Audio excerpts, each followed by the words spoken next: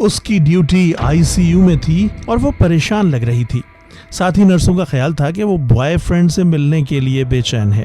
اسی لمحے اس نے سپروائزر سے پوچھا کہ اندر موجود مریض مر جائے تو مجھے کچھ جلدی چھٹی مل سکتی ہے. ہاں میں ملنے والے جواب کے تھوڑی دیر بعد ہی مریض انتقال کر گیا.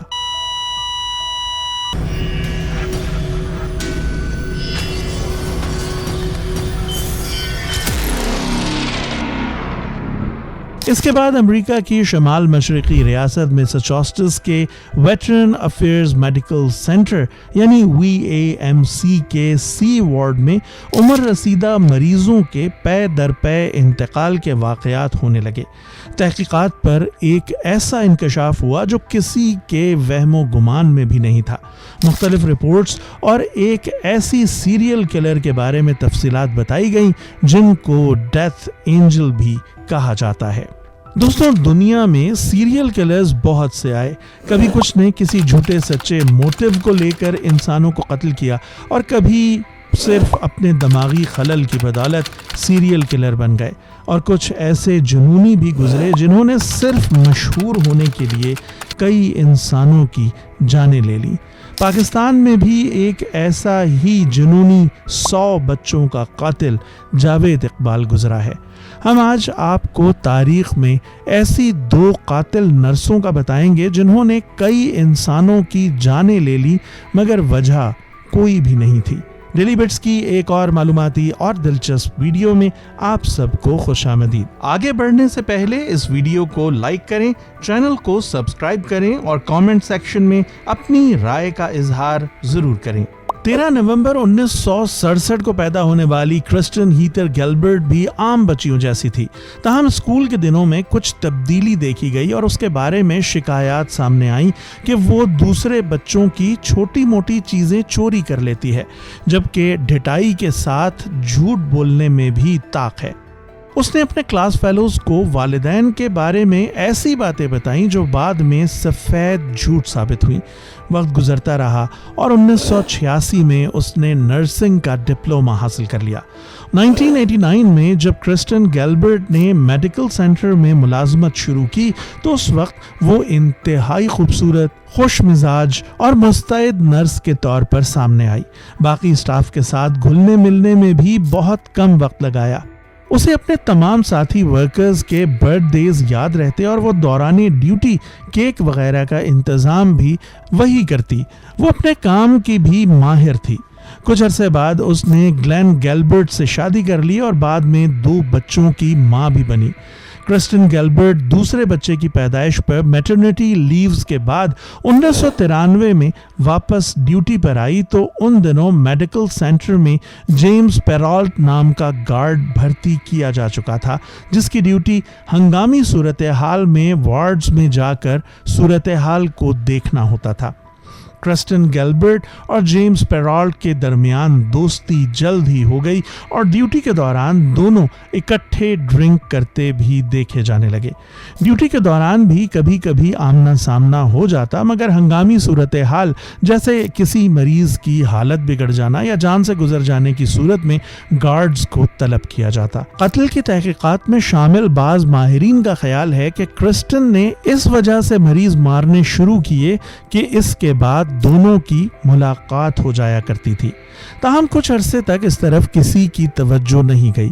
مریضوں کی پے در پے ہلاکتوں کے بعد جہاں بعض ساتھی نرسوں نے کرسٹن گیلبرٹ کو مزاح کے طور پر موت کا فرشتہ یعنی ڈیتھ اینجل کہنا شروع کیا, وہیں کچھ نرسوں کو تشویش ہوئی کہ آخر یہ سب کچھ کیوں ہو رہا ہے اور ان میں سے کسی ایک نے یہ بات انتظامیہ کو بتا دی جس کے بعد تحقیقات شروع ہوئیں اور معاملہ پولیس تک پہنچا. کرسٹن کو شامل تفتیش تو کر لیا گیا لیکن حراست میں نہیں لیا گیا جبکہ اسپتال نے بھی تحقیقات کا نتیجہ آنے تک رخصت پر بھیج دیا. ریکارڈ سامنے آنے پر پتہ چلا کہ کرسٹن کے ہسپتال جوائن کرنے کے بعد 7 سال میں ان کی ڈیوٹی کے دوران کل 350 مریض جان سے گئے جو گزرے برسوں کی شرح کی مناسبت سے بہت زیادہ تعداد تھی اور اس کو محض اتفاق قرار دینا ناممکن تھا. تحقیقات سے یہ بات بھی سامنے آئی کہ صرف عمر رسیدہ اور خراب حالت کے مریض مارے گئے۔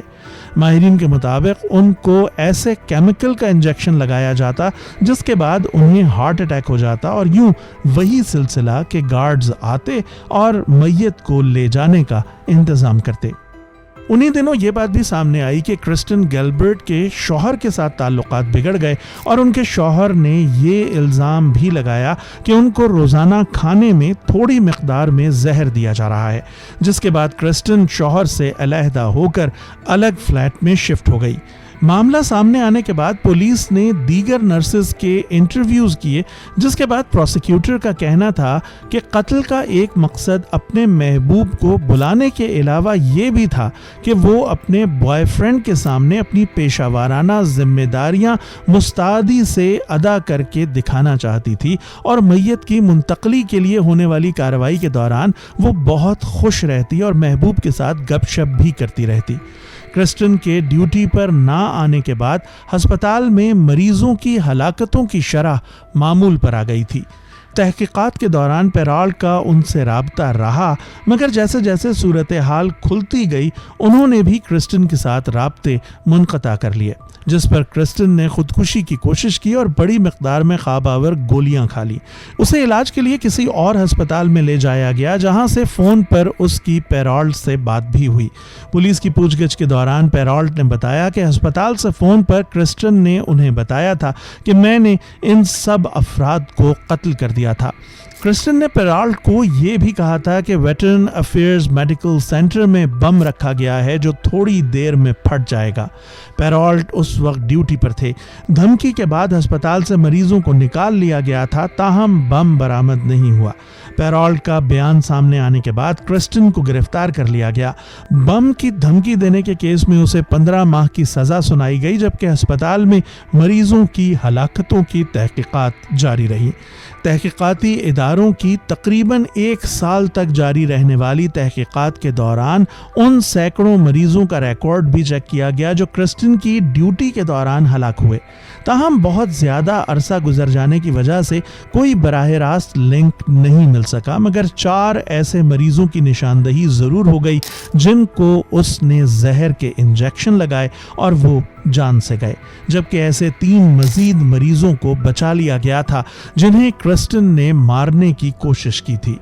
کئی تاریخوں اور لمبی عدالتی کارروائی کے بعد 14 مارچ 2001 کو کرسٹن گیلبرٹ کو 4 اموات اور 3 افراد کو قتل کرنے کی کوشش کا براہ راست ذمہ دار قرار دیا گیا۔ اگرچہ میساچوسٹس میں موت کی سزا نہیں ہے، مگر چونکہ جرائم فیڈرل پراپرٹی پر ہوئے اس لیے ان کو سزائے موت دی جا سکتی تھی، اور پروسیکیوٹرز نے اس کے لیے دلائل بھی دیے تھے۔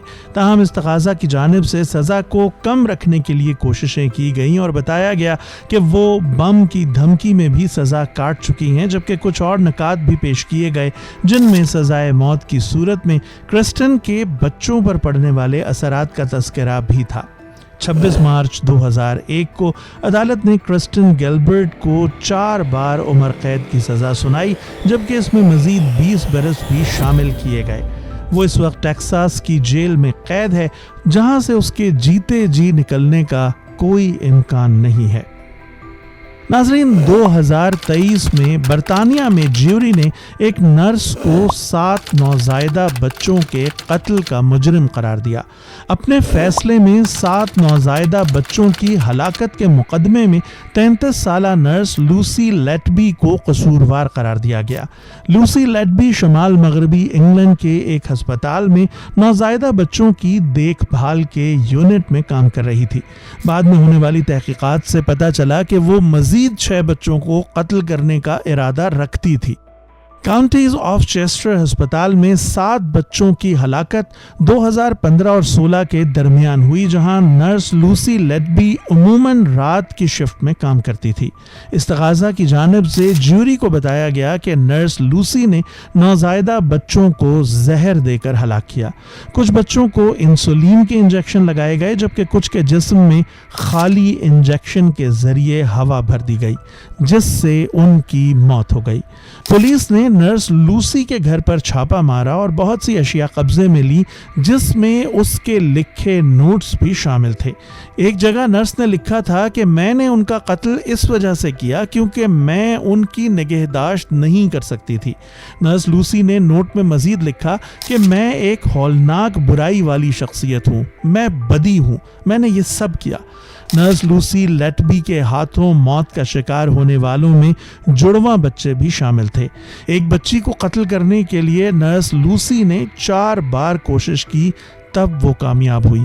कहते हैं कि नर्स लूसी की जिम्मेदारी में ऐसे नौनिहालों की हिफाजत करना थी जो निहायत कमज़ोर होते थे।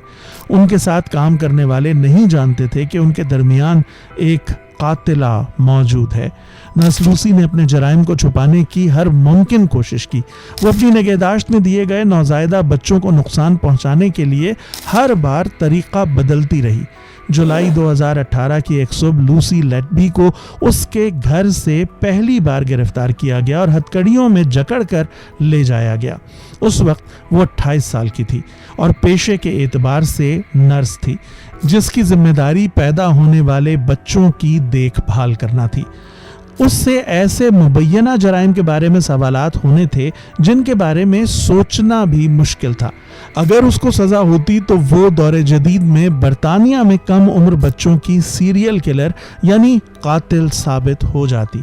उसकी गिरफ्तारी से कबल बरतानिया में चेशायर पुलिस ने 2 साल तक तफ्तीश की, जिसमें 70 से ज़ायद अफसरान और सिविल हुक्काम ने हिस्सा लिया। ऑपरेशन हेमिंग बर्ड नामी इस खुफिया तफ्तीश का मकसद बरतानिया के काउंट्स ऑफ चेस्टर हस्पताल में नौमौलूद बच्चों की नाकाबिले फहम हलाकतों का सुराग लगाना था। गिरफ्तारी के चंद ही घंटे के अंदर लूसी लेटबी दुनिया भर में अखबारों की शह सुर्खियों में मौजूद थी। लूसी की पहली गिरफ्तारी के बाद पुलिस ने उसको जमानत पर रिहा कर दिया, लेकिन इसके बाद उसे दोबारा गिरफ्तार किया गया और फिर आखिरकार नवंबर 2020 में उस पर फर्दे जुर्म आयद हुई। 2022 अक्टूबर से 33 साला नर्स के खिलाफ मुकदमा चला। उस पर इल्ज़ाम था कि उसने जून 2015 से जून 2016 तक 1 साल की मुद्दत में 7 नौमौलूद बच्चों को हलाक किया और 10 बच्चों को हलाक करने की कोशिश भी की। लूसी ने तमाम इल्ज़ामात की तरदीद की, लेकिन उसे 7 बच्चों के कत्ल में मुजरिम करार दे दिया गया। 9 माह के मुकदमे के बाद, जिसके दौरान होशरुबा इंकशाफात सामने आए, 7 खवातीन और 4 मर्दों पर मुश्तमिल ज्यूरी ने 110 घंटे तक सोच विचार की और फिर सजा सुनाई। ज्यूरी ने लूसी पर 6 नौमौलूद बच्चों समेत 7 बच्चों को हलाक करने की कोशिश के इल्ज़ाम में भी उनको सजा सुनाई। लेकिन हम उस खातून के बारे में क्या जानते हैं जिसने ऐसे नौमौलूद बच्चों को कत्ल किया जिनका ख्याल रखना उसकी जिम्मेदारी थी। उसका मुकदमा दुनिया भर में मशहूर हुआ और बहुत से लोगों के लिए नाकाबिले फहम है कि नौमौलूद बच्चों की देखभाल करने वाली नर्स कैसे इतने बेईमाना जराइम कर सकती है। इस बारे में हमें आपकी राय का इंतज़ार रहेगा। हमारी गुजारिश होगी कि वीडियो को लाइक और दोस्तों के साथ ज़रूर शेयर करें। हमें उम्मीद है कि आपको हमारी वीडियो पसंद आई होगी। वीडियो को लाइक करना मत भूलें। हमारा चैनल सब्सक्राइब करके बेल आइकन ज़रूर प्रेस कर दें ताकि आप मुस्तकबिल में भी ऐसे दिलचस्प और हैरानकुन वीडियोज़ से महजूज होते रहें।